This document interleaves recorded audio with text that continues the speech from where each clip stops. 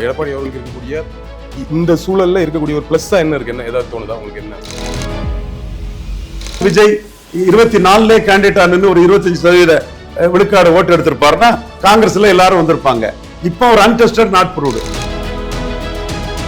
இப்போ எடப்பாடி அதிமுகவுக்கு போடக்கூடிய ஓட்டு போட்டாலும் எந்த ரெண்டு தரப்பும் போக போறது இல்லைங்கும் போது ரோல் இல்லாத ஒரு எலெக்ஷன்ல 20% வாக்கு எடுத்தது, அதுதான் நல்ல சாதனை சொல்றேன். ஆந்தோனில் போட்ட கார்ட்டூன் எடுபடலையே, மக்கள் கூட்டணி பலத்துக்கு வாக்களிச்சுட்டாங்க. பொதுவாகவே ஆளுங்கட்சி மீது ஒரு அதிருப்தி இருக்கும், ஒரு இமேஜாவே சொல்ற பெர்செப்ஷனாவே ஒண்ணு இருக்கும். அதே மையப்படுத்தி அதே மேலாக வைத்து ஒரு பிரச்சாரத்தை இன்றிலிருந்து ஆரம்பிக்கிறார் அவரு. அண்ணா முதல்ல கம்யூனிஸ்டோட கூட்டணி போயிருக்கலாமே, அண்ணா ஏன் கம்யூனிஸ்டோட கூட்டணி போல? அண்ணான்றீங்க, அண்ணா பதில தான் போறாரு. காமராஜர் 67 1-1 தோற்கடிச்ச மாதிரி ஸ்டாலின் ஒண்ணு தோற்கடிக்கப்பட முடியாதவர் அல்ல. இப்போதைக்கு நாம அதிமுக பிஜேபி கூட்டணி, இங்க ஆல்ரெடி திமுக கூட்டணி வலுவா இருக்குது, அங்கிருந்து யாரும் வெளியே வர மாதிரி தெரியல. வரமாட்டாங்க, இன்னும் சேருவாங்க. ஸ்டாலின் கொடுக்கிறது எம்பி போஸ்ட், எம்எல்ஏ போஸ்ட். இது சொன்னாலும் நிறைய பேர் கோவப்படுறான். 3 தடவை அப்படிதான் நடந்திருக்கு. நான் நடந்ததை வச்சுதானே சொல்றேன். சீமான் எடப்பாடி பலையினப்படித்தான் வளர்ந்திருக்கிறாரு. ஸ்டாலின் கலைஞரோட பெரிய தலைவரா இருக்கிறாரு. ரெண்டுமே 2019 நடந்துட்டு தானே இருக்கு. இதையா நீ மறுக்கிற? அப்ப நீ அறிவினானே மற்றவனா இருக்கிற. இங்க இருக்கக்கூடிய அதிமுக கூட்டணிக்கு, அதாவது எடப்பாடி அவர்களுக்கு இருக்கக்கூடிய இந்த சூழல்ல இருக்கக்கூடிய ஒரு பிளஸ்ஸா என்ன இருக்கு, என்ன ஏதாவது தோணுதா உங்களுக்கு? என்ன பணம் செலவழிக்காம பிரைம் மினிஸ்டர் கேண்டிடேட் இல்லாம ஒரு அணியை கட்டமைச்சு 23% வாக்கு, அவரு 20% வாக்கு எடுத்தது அவருக்கு பிளஸ் தான். ஏன்னா அவர் ஒரு லீடரா நினைச்சுதான் அந்த கட்சிக்கு அவர் தான் தலைவர் தான் அந்த 20% ஓட்டு அவருக்கு கிடைச்சிருக்கு. இது பிளஸ் தான். இதை மைனஸ் சொன்னா நான் ஏமாளி. அது இந்த முறை அதே இமேஜ் இப்போ வருமா வராதா? இல்ல பிஜேபி இருக்கு அந்த இமேஜுக்குள்ள அவருக்கு மைனஸ் வந்து ஸ்டாண்ட்ல இருந்து ஷிஃப்ட் ஆனது. கன்சிஸ்டன்சி வேணும் ஒரு லீடர்ஷிப்புக்கு, விஷயம் தெரியாதது இல்ல. கன்சிஸ்டன்சி மாறி இருக்கிறாரு. இன்னொன்னு விக்கிரவாண்டில ஈரோடு கிழக்குல நிற்காதது. ரெண்டு மைனஸா நான் பாக்குறேன். நீங்க கன்சிஸ்டன்ட்ல இருந்து கலைஞர் மாறினாரு, நேருவின் மகளை வருக நிலையான ஆட்சியை தருகன்னு. ஏன் மாறினாருன்னா பார்லிமெண்ட் எலெக்ஷன் அங்க இந்திரா காந்தி ஜெயிக்கிறாங்க, கணக்கு போட்டுட்டாரு. அப்ப மாறும்போது எண்ட் ஜஸ்டிஃபைஸ் தி மீன்ஸ் ஜெயித்தர்றாரு. இப்ப இவரு அசம்பிளி எலெக்ஷன்ல பிஜேபி பக்கம் கூட்டணிக்கு போறாரு. அப்ப நோக்கமே 2வது இடத்தை தக்க வைக்கிறதுக்கு தான். நான் என்ன சொல்றேன், இப்ப போன பார்லிமெண்ட் எலெக்ஷனை பொறுத்த வரைக்கும் நீங்க பார்லிமெண்ட் எலெக்ஷன்ல இந்திரா காந்தி ராகுல் காந்திக்கு 20 சீட்டு கொடுப்பானாரு. அது நல்ல ஸ்டாண்டு. அது நிலைப்பாடுல மாறினாலும் கிறிஸ்டின் முஸ்லிம்ஸ் மைனஸ் மைனாரிட்டிஸ் தலித்துன்னு லிங்குஸ்டிக்னு அவங்களுக்கு ஒரு வேல்யூ இருக்கு. அதுல பல்ட்டி அடிச்சா கலைஞர் பல்ட்டி அடிச்ச மாதிரி லாபத்தை கொடுத்துரும்.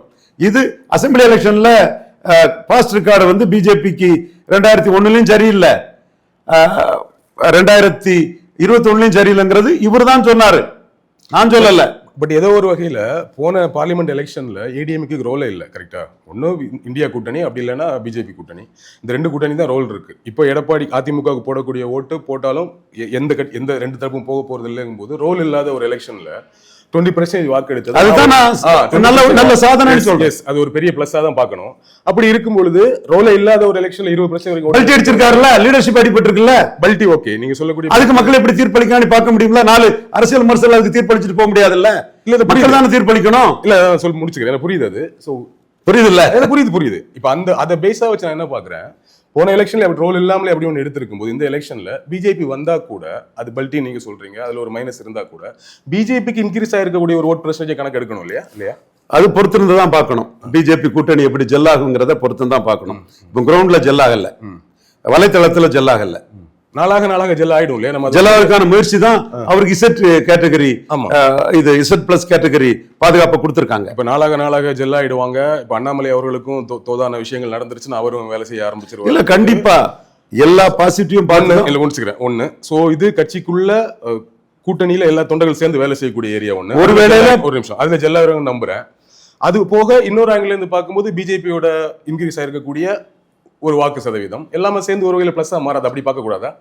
மைனஸா மாறிட்டுன்னா அது முடிவு ரிசல்ட் தானே தெரியும். கரெக்ட். இல்ல இது பிளஸ்ஸா மாறதுக்கு வாய்ப்பு இருக்கான்னு கேக்குறேன். பிளஸ்ஸா மாறதுக்கு வாய்ப்பு இருக்கிற அடிப்படையில தான் எடப்பாடியும் நயனார் நாகேந்திரனும் மூவ் பண்றாங்க. அதுல எந்த மாற்றம்? இந்த திமுக மீது இருக்கக்கூடிய அதிருப்திகளை மையமாக வைத்து இவங்க எடுக்கக்கூடிய பிரச்சனை. அதிருப்திங்கிறது ஒரு அன்ப்ரூவ்டு நாட் டெஸ்டட் தான், ஒரு கிளைம் தான். அதான் அதிருப்திங்கிற கிளைம் தான். What is the evidence for disenchantment of people, புரியுது, டிஸ்கண்டென்ட் ஆஃப் பீப்பிள் பொதுவா- ரிகார்டிங் டிஎம்கே. பொதுவாகவே ஆளுங்கட்சி மீது ஒரு அதிருப்தி இருக்கும், ஒரு இமேஜாவே சொல்றேன், பெர்செப்ஷனாவே ஒன்று இருக்கும், அதே மையப்படுத்தி அதே மேலாக வைத்து ஒரு பிரச்சாரத்தை இன்றிலிருந்து ஆரம்பிக்கிறார் அவர். ஸோ ஆரம்பிக்கும் போது இது ஒரு வகையில பிளஸ்ஸா மாறுமா? அதுக்கெல்லாம் சாத்தியம் இருக்கான்னு கேட்கிறேன். 71 கலைஞர் மேல பாசிட்டிவாவே வந்ததே, ஜெயலலிதா அம்மையாருக்கு பாசிட்டிவாவே வந்ததே. சோ நெகட்டிவா தான் இருக்கணும்னு கட்டாயம் இல்லையா? அவரு நெகட்டிவ்னு கிளைம் பண்ணுவார், அவர் அதைத்தான் கிளைம் பண்ணும். அவரும் அவரை சார்ந்தவர்களும் நெகட்டிவ் எடுத்துப்படுத்துருங்க. அரசியல் விமர்சகர் அன்பிற்கு மதிப்புக்குரிய சிம்மன் ஸ்ரீராமன் எந்த எலெக்ஷன் வந்தாலும் கட்டும் எதிர்ப்பு ஈரோடு கிழக்குல இருந்தே ஆரம்பிச்சாரு.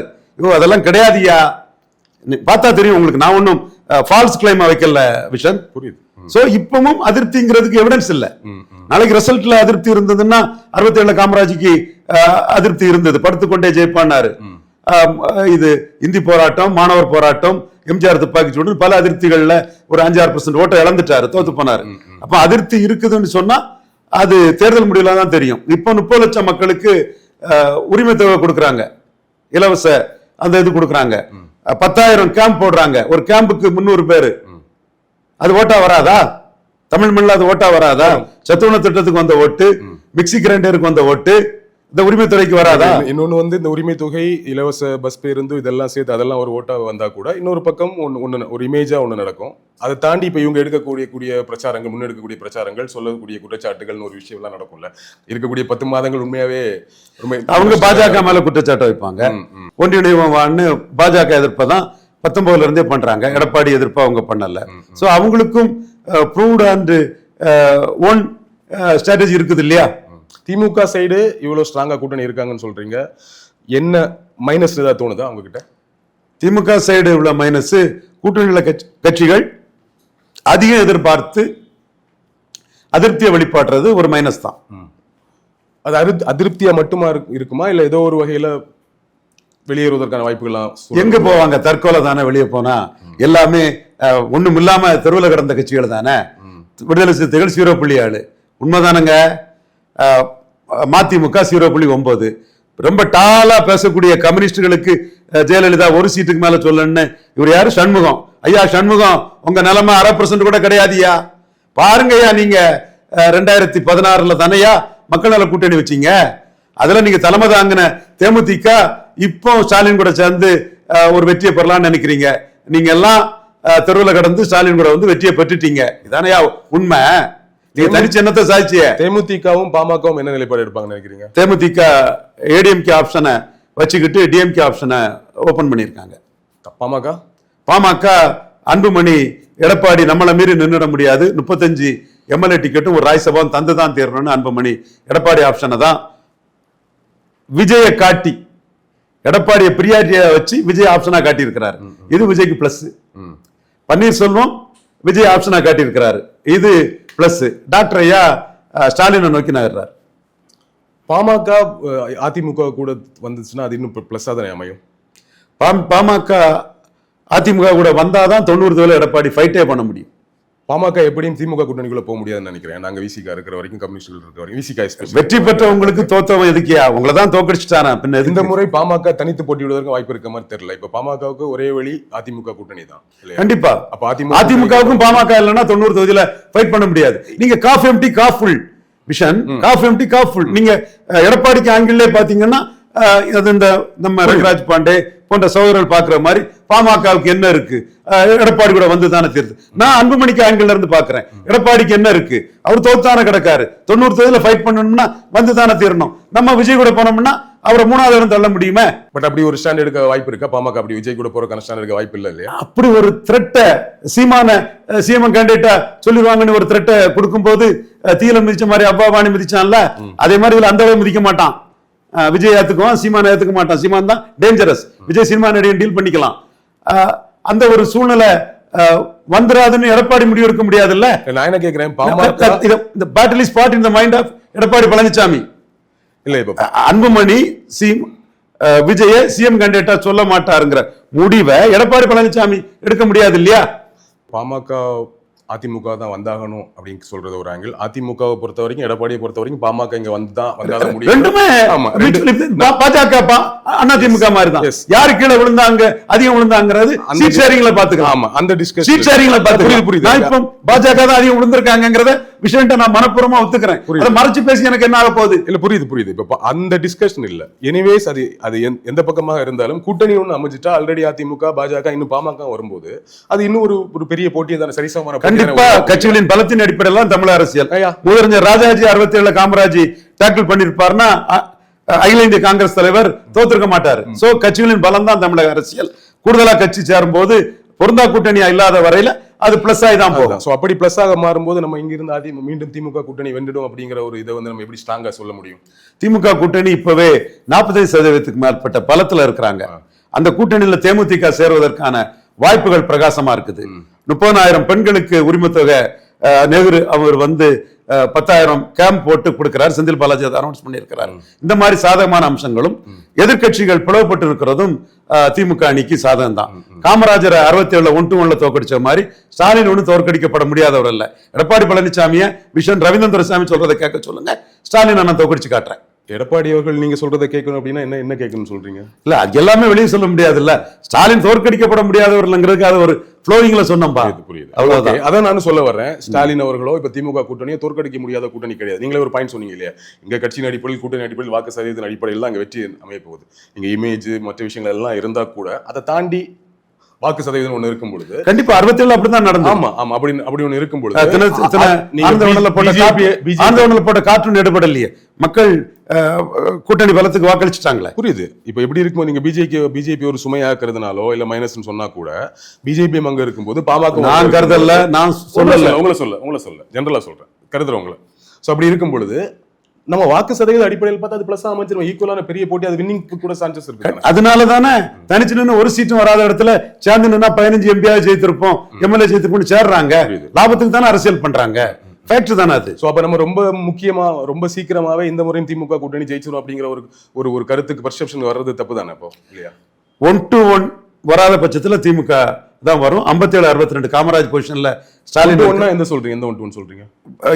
அதாவது திமுக அணி ஒரு தொகுதியில் இருக்குதுன்னா அதுக்கு எதிராக மற்ற அரசியல் கட்சிகள்லாம் சேர்ந்து ஒரு கேண்டிடேட் தான். 67 மாதிரி ராஜாவும் அண்ணாவும் சேர்ந்து காமராஜ் வேட்பாளருக்கு எதிராக ஓட்டு பிரியாம 62ல பிரிஞ்சது மாதிரி 62ல அண்ணா 27% எடுத்தாரு, ராஜாஜி அணி 10% எடுத்தாங்க, கம்யூனிஸ்டுகள் 8 எடுத்தாங்க.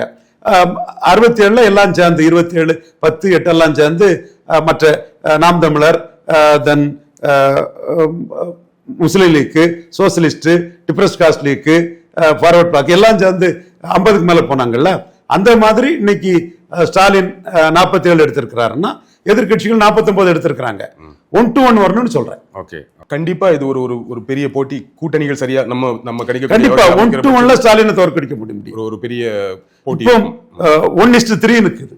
எனக்கு தெரிஞ்ச இன்னொரு கேள்வி கேட்கிறேன், ஜென்ரலா ஒரு கேள்வி கேட்கிறேன். இந்த மாதிரி பயணங்கள் இருக்குல்ல, இப்ப இந்த எடப்பாடி சுற்றுப்பயணத்துல பஸ்ல போறதா சொல்றாங்க, அதுக்காக ஒரு பஸ் வடிவமைப்பட்டதா சொல்றாங்க, நேரடியாக தொண்டர்கள் வீட்டுல போறது, தொண்டர்கள் வீட்டுல தங்குறது, இந்த மாதிரி நிறைய பிளான் வச்சிருக்கிறதா தகவல் வருது இல்ல. இந்த மாதிரி இது கமர்ஷியல் விஷயம் தான். இந்த கமர்ஷியல் எலிமெண்ட்ஸ் எல்லாம் மக்கள் மத்தியில் ஆதரவு பெற்றுத்தரும். எந்த ஒரு பொலிட்டிக்கல் ஒர்க்கும் வீண் போகாது. அதனால தானே ஒரு சேதத்துல இருந்த சீமான் எந்த அமைப்பும் இல்லாம ஒண்ணும் இல்லாம 8.2 வந்திருக்கு. ஃபேக்ட் தானங்க. நீ பூனை கண்ணை மூடிட்டா பூலம் இருண்டு போகுமா? கிணத்து தவளைக்கு உலகம் தெரியலன்னா கிணத்து தவளை தானே. இல்ல வரட்டும், 1ல இருந்து 8 வரைக்கும் அது வந்துட்டே இருக்கு. 8ல இருந்து 10 கூட போட்டும், 12 கூட. நான் 10ன்னு சொன்னா என் 15 வந்தா கூடாதுன்னு இல்ல, நோ ப்ராப்ளம். தனிப்பட்ட முறையிலே நின்று அது வந்து கொண்டிருந்தா என்ன லாபம் கட்சிக்கும் அவருக்கும்ங்கிறதான். ஒரு 5 எம்எல்ஏ 10 எம்எல்ஏ ஜனநாயகத்துல யாரும் சர்வாதிகாரமா எந்த முடிவையும் யாரும் எதுவும் திணிக்க முடியாது. சீமானுக்கு முடிவை சீமான் தான் எடுக்கணும். குருமூர்த்திக்கு அரசியல சீமான் செய்ய வேண்டிய அவசியம் இல்லை. ஆடிட்டர் குருமூர்த்திக்கு அரசியல சீமான் செய்ய வேண்டிய அரசியல் இல்ல. ஆடிட்டர் குருமூர்த்திக்கு அரசியல ரவீந்திர துரைசாமி செய்ய வேண்டிய அரசியல் இல்ல. 2021 என்ன நடந்துங்கிறது தமிழ் மண்ணே பார்த்திருக்குது. சோ அவங்கவுங்க அரசியல பண்ணுவாங்க. கூட்டணி போக மாட்டேன், நான் தனியா தான் நிற்பேன், தனியா தான் வருவேன் அப்படின்னு சொல்றதே ஒரு வகையான சர்வாதிகாரத்தனமா தான் நான் பாக்குறேன். அது அவர் முடிவு, அவர் கட்சி. அதை நாம என்ன கமெண்ட் பண்றது? நீங்க அப்படி பாக்குறது இல்லையா? ஒரு அரசியல் விமர்சகரா கூட்டணி போக மாட்டேன் தனித்து நிற்பது என்பதே ஒரு சர்வாதிகாரத்தனம் இல்லையா? அவர் தனி பெரும்பான்மையில வர்றவங்க எல்லாம் இங்க என்னெல்லாம் பண்ணிட்டு இருக்காங்க நம்ம பார்த்து தானே இருக்கோம். அவர் கட்சி அந்த சர்வாதிகாரம். நான் உங்கள்கிட்ட அடுத்து தான் கேட்கிறேன். அது அவருக்கு ஸ்டைல், அவ்வளவுதான். ஒரு ஸ்டைல், ஒரு அன்பான சர்வாதிக மாதிரி அந்த ஒரு நோக்கத்தை எடுத்து சொல்ல போனா உங்களால கணிக்க முடியுதா இந்த முறை அலையன்ஸ் வரட்டும்? ஏற்கனவே நீங்க வரும்போது செட்டில் ஆரம்பம் சொல்ல முடியும். நான் சொல்லிட்டேன் உங்களுக்கு. அதுக்கு முன்னாடி சொல்றவங்க எல்லாம் ஆசையை தான் சொல்றான். ஆனா 2-3 இஷ்யூஸை தூக்கி போட்டு இதுல மற்ற பிளேயர்ஸுக்கு முடிவு என்னன்னு கேட்டேன். நீங்க சொல்ல வேண்டியது சார், அதிமுக அலையன்ஸ்ல போங்க சீமான், ஒரு நல்ல சீட்டு கிடைக்கும், ஒரு எல்லாமே கிடைக்கும். பிளாப் ஆகி விக்கிரவாண்டியில 1% அந்த மாதிரி வீட்டுக்கு போயிட்டாருன்னா விஷனுக்கு என்ன வீழ்த்திட்டோம் சீமான, நீ காலத்துக்கு போட்டுட்டு போயிட்டே இருப்ப, ஆடு நினைறன்னு அழக்கூடிய ஓநாய்களுக்கு என்ன? எதுக்கு தோல்வி அடைய போறாங்க? சீமான் அங்க போய் சேருவது அவருக்கும் பலம், அதிமுக பலம் தானே சார். அது யார் சார் சொல்ல முடியும்? பிஆர் பீப்புள் பார்ட்டி ஆனந்த் மோகன் சிங் சேர்ந்து அவ்வளவு சீட்டு அடிபட்ட மாதிரி அடிபட்டு போயிட்டுன்னா ஓ டிரான்ஸ்பரிங் கெப்பாசிட்டி இல்லாத, சீட் கன்வெர்ட்டிங் கெப்பாசிட்டி இல்லாத எடப்பாடி நம்பி யார் ஜெயித்திருக்கா? அப்படின்னு நீங்க ஸ்டாலின் கூட போக சொல்லுங்க. அப்படின்னா ஸ்டாலின் கூட போக சொல்லுங்க. ஸ்டாலின் கொடுக்கறதெல்லாம் எம்பி போஸ்ட், எம்எல்ஏ போஸ்ட். யாரு ஸ்டாலின் கூட போக சொல்லுங்க? நீங்க ஜெயிக்கணும்னு சொல்றேன் சார். இல்ல நான் என்ன கேக்குறேன்னா, நான் ஜோவியலா தான் புரியுது. நான் என்ன கேக்குறேன்னா, சீமான் அவர்கள் திராவிட எதிர்ப்பு பேசியிருந்தா கூட அவருடைய தொண்டர்கள் அவர் தெளிவா டாக்டர் ஐயா கூட்டணிக்கு வந்தாரு. நான் 28% வந்துட்டு ஐயா கூட கூட்டணிக்கு வரேன். 8% என் பலத்தை நான் ஸ்டாச்சுரேஷன் ஆக்கி தேங்கி போக வைக்கலன்னு அவர் சொல்லிட்டார். 22% வந்ததுக்கு அப்புறம் தான் 28 வந்த பிறகு நான் கூட்டணி சேர்த்துக்கிறேன். யார் சீமானுக்கு அவர்கள் 28% வந்த பிறகு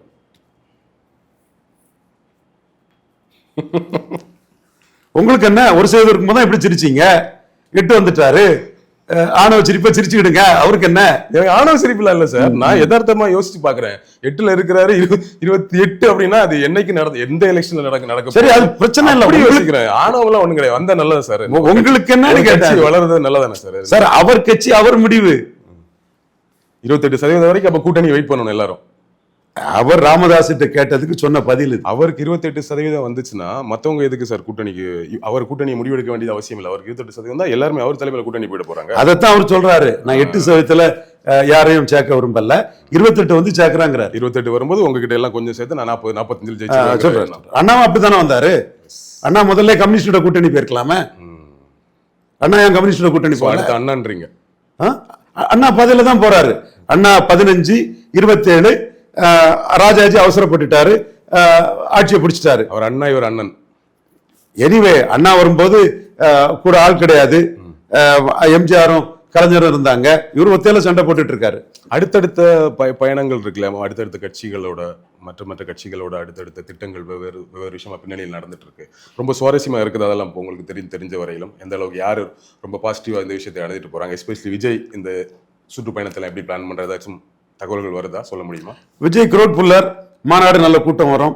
அவரோட நிலைப்பாட்டில் உறுதியா இருக்காரு. எடப்பாடி தான் நிலைப்பாட்டை மாறி இருக்காரு. சீமானு நிலைப்பாட்டில் உறுதியா இருக்காரு. விஜய் நிலைப்பாட்டில் உறுதியா இருக்காரு. விஜய்க்கு என்ன ஆபத்து இருக்குன்னா, கடைபிடித்தேன் கொள்வார் இல்லைன்னு கூட்டணிக்கு யாரும் வராம போறதுக்குள்ள வாய்ப்பு இருக்குது. சிஏ எதிர்ப்புன்னு விஜய் சொன்னாரு, நல்ல முடிவு தான். காங்கிரஸ் தன்னை சிஎம்மா சொல்லணும்னு எதிர்பார்த்தாரு. Untested not proved Vijay Congress சொல்லல. ஒருவேளையில விஜய் 24 கேண்டிடேட் ஆனு ஒரு 25% விழுக்காடு ஓட்டு எடுத்திருப்பாருன்னா காங்கிரஸ்ல எல்லாரும் வந்திருப்பாங்க. இப்போ ஒரு அன்டெஸ்டட் நாட் ப்ரூவ்டு. இதுதான் ஊடகத்துல பல முட்டா பீஸுகளுக்கு ப்ரூவ்டு லீடருக்கும் யாரும் மேல ரொம்ப காண்டா இருக்கு. முட்டா பீஸுகள் எல்லா முட்டா பீஸுகள் தான். அன்டெஸ்டட் நாட் ப்ரூவ்டுக்கும் ப்ரூவ்டுக்கும் வித்தியாசம் தெரியாதவங்களா இருக்காங்க முட்டா பீஸுங்க. சோ நம்ம அதை பார்த்து தான் முடிவு பண்ண முடியும். ப்ரூவ் பண்ணிட்டாரு, இது தேர்தல் அடையும் சொல்லிட்டு நம்ம சொல்லிட்டு போறோம். கணிக்க முடியுதா? ஓரளவுக்கு கிரவுட் புல்லர்ங்கிறத தாண்டி கணிக்க முடியுதா? எந்த கிரவுட் புல்லருக்கும் சரியான கொள்கையை சொல்லி 214 சொன்னா ஒரு வாக்கு உண்டு. அது விஜயகாந்த் எடுத்திருக்கிறாரு, பவன் கல்யாண் எடுத்திருக்கிறாரு, கமல்ஹாசன் எடுத்திருக்கிறாரு.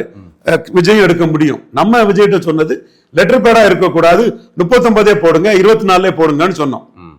அந்த இடம் தான் நமக்கும் விஜய்க்கு மேனேஜர் ஸ்டான் ஆரோக்கியசாமி நண்பருக்கும் வருது. எப்பா நீ பலம் நிரூபிக்கல, நீ சும்மா 4 பேரை வச்சுக்கிட்டு போலியா போய் தொடமா, நீ இன்னும் கொஞ்சம் கடுமையான வார்த்தை சொல்லட்டா? இதுக்கு அவ்வளவு கடுமையான வார்த்தை வேண்டாம், மென்மையா போங்க. மென்மையாட்டே போகுமா? நீ பேசுறத அப்படியே ஊதுகுழல் மாதிரி சொல்றவெல்லாம் வச்சு சொன்னா பிளேயர்ஸ் ஒத்துக்க மாட்டான்னு சொன்னேன். என்றாலும் பெரிய பிளஸ் அண்ணன் ரஜினிகாந்த கமல்ஹாசன் சிஎம் கேண்டிடேட்டா ஒத்துக்கிட்டது மாதிரி, ரஜினிகாந்த தினகரன் சிஎம் கேண்டிடேட்டா ஒத்துக்கிட்ட மாதிரி, சிஎம் கேண்டிடேட்டா விஜய ஒத்துக்கிடலனாலும் விஜய ஒரு ஆப்ஷனா அன்புமணி ஐயா அவர்களும் ஐயா ஓ பன்னீர்செல்வம் அவர்களும் எடுக்கிறது விஜய்க்கு பிளஸ். இப்போ கரெக்ட் தானா? பலன் நிரூபிக்காத விஜய ஒரு பொலிட்டிக்கல் ஆப்ஷன் ஆட்டு அன்புமணியும் ஓபிஎஸும் எடுக்கிறது பிளஸ். உண்மைக்கு மாறா தரவுகள் இல்லாம சொல்லிட்டு நம்மளும் நிற்க முடியாது. அதே மாதிரி டாக்டர் கிருஷ்ணசாமி எடுக்கிறதும் பிளஸ். என்ன சிக்கல் வரும்னா, சீட் ஷேரிங்ல என்ன ஏதுங்கிற சிக்கல் வரும். Okay. இன்னொன்னு என்னன்னா இவங்க ஆப்ஷனா காட்டுவாங்க, பிரியாரிட்டி ஆட்டு 35 சீட்டு ராஜ்யசபான்னு அன்புமணி எடப்பாடியை வச்சிருக்கலாம். எனிவே ஆப்ஷனா காட்டுறதே விஜய்க்கு பிளஸ் தான். சூப்பர். நீண்ட உரையாடல், நிறைய விஷயங்கள் பேச முடிஞ்சது. ஒரு முக்கியமான விஷயத்தை டிஸ்கஸ் பண்ணோம். ரொம்ப சீக்கிரமாக வந்து இவங்க வின் பண்ணிடுவாங்க, இவங்க தோத்துருவாங்கிற ஒரு முடிவுக்கு வர வேண்டியதில்லை. கூட்டணி அமைகிறத பொறுத்து நடக்கலாம், ஒரு கடுமையான போட்டி இல்லைங்கிற ஒரு பாயிண்டையும் சொல்லியிருக்கீங்க. எடப்பாடி சுற்றுப்பயணத்தை ஆரம்பித்திருக்கார், அவருக்கும் வாழ்த்துக்கள் சொல்லுவோம். அடுத்தடுத்து எல்லாருமே ஆரம்பிக்கும். கண்டிப்பா எடப்பாடி கடுமையான உழைப்பாளி தான், நல்ல ராஜதந்திரி, அவருக்கும் வாழ்த்துக்கள். நல்ல interview sir. Thank you so much. நன்றி விஷால்.